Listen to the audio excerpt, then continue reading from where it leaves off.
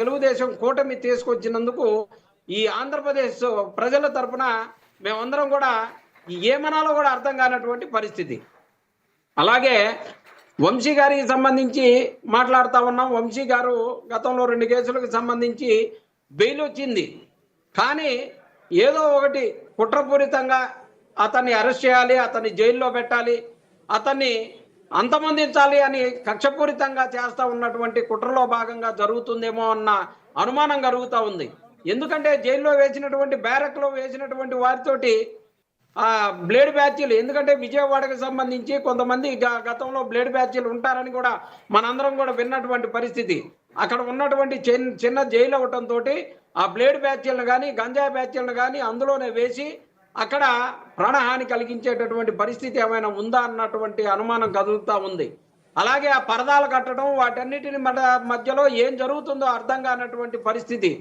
ఎందుకు ఇంత మానసిక క్షోభ గురి చేస్తా ఉన్నారు వంశీ గారిని అని చెప్పేసి చూస్తే, వంశీ గారు 2014 నుంచి ఆయన 2018 ఎమ్మెల్యేగా ఉన్నప్పుడు వైఎస్ఆర్ కాంగ్రెస్ పార్టీ అధ్యక్షులు జగన్మోహన్ రెడ్డి గారు ముఖ్యమంత్రిగా ఉన్న 2019లో ఆయన ముఖ్యమంత్రిగా ఉన్నప్పుడు ప్రభుత్వానికి అనుకూలంగా ఆయన చేసేటటువంటి కార్యక్రమాలని కూడా నచ్చి ఆయన వైఎస్ఆర్ కాంగ్రెస్ పార్టీ ప్రభుత్వానికి సంబంధించి ఏమైనా మా ఎమ్మెల్యేగా మా ఏరియాలో కావాల్సిన పనులు. చిన్నరెడ్డి గారు ఒక్క నిమిషం, ఎవరికి ఏది నచ్చినా వాళ్ళు వెళ్ళొచ్చు, పార్టీలు చేసుకోవచ్చు, రాజకీయాలు చేసుకోవచ్చు.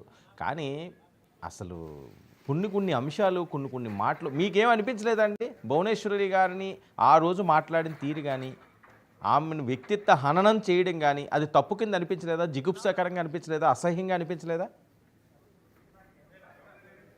సార్, ఇప్పుడు వాళ్ళ ఎమ్మెల్యే ఆయన చంద్రబాబు నాయుడు గారికి తెలుగుదేశానికి సంబంధించిన ఎమ్మెల్యే.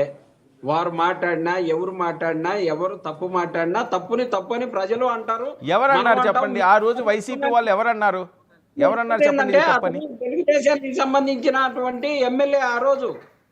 కానీ మరి వారు ఎందుకంటే ఆయన వైసీపీ ఆఫీసులో కూర్చొని జెండాను పెట్టుకొని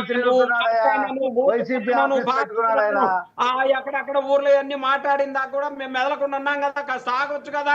ప్రతి వాళ్ళకి అడ్డం పట్టమే, చెప్పేది ఉంటున్నా నువ్వు సార్. సో ఈ తప్పులే కదండి మిమ్మల్ని ఈ స్టేజ్కి తీసుకొచ్చి అని జరుగుతున్న ప్రచారం. సార్, ఈ తప్పులే మమ్మల్ని ఈ స్థితికి తీసుకొచ్చినాయా? వైఎస్ఆర్ కాంగ్రెస్ పార్టీ చేసినటువంటి మంచి పనుల్ని ప్రజలకు మేము చెప్పుకోలేక మేము ఈ స్థితికి వచ్చామా? లేకపోతే వాళ్ళకి మిషన్లు సహకరించినాయా? లేకపోతే ఏం జరిగిందనేది మనం ఇంకా ఏంటి నెక్స్ట్? ఓకే సరేలేండి, ఇంకా మిషన్లు అంటే ఇంకా దేశవ్యాప్తంగా ఇదే గోల. కానీ గెలిచిన వాళ్ళందరూ మేము బాగా గెలిచామంటారు, ఓడిపోయిన వాళ్ళు మిషన్లు అంటారు. ఇప్పుడు టెక్నికల్ గా తెలియని అంశాల్లో మనం వెళ్ళి టైం వేస్ట్ చేసుకోవద్దు. ఆ టెక్నికల్ గా తెలియని అంశాల్లో మనం టైం చేసుకోవద్దు. మీరు గెలిచినప్పుడు కాదు, 151 సీట్లు గెలిచినప్పుడు మిషన్లు బాగా పనిచేసినాయి. 11 వస్తే మిషన్లు బాగా పనిచేయలేదు. వాళ్ళు అదే చెప్పారు. అంత ముందు 23 వచ్చినప్పుడు వాళ్ళు కూడా సరిగ్గా మిషన్లు పనిచేయలేదు. ఇవన్నీ ఎందుకంటే అన్నెసరీ టైం వేస్ట్ డిస్కషన్ ఇది. నానీస్తో పాటుగా రోజా గారి వీళ్ళందరూ కూడా అరెస్ట్కి ముహూర్తాలు ఫిక్స్ అయినాయి అట. డైరెక్ట్గా మంత్రులే చెప్తున్నారు. సార్, వారు ఏదైనా ఈనాడు పేపర్లో, ఆంధ్రజ్యోతి పేపర్లో ఫస్ట్ వస్తుంది, దాన్ని మంత్రులు మాట్లాడతారు, తర్వాత ఆచరణలో తీసుకుపోతారు, తర్వాత జైళ్లలో వేస్తారు. కుట్రలు కుతంత్రాలతోటి మానసికంగా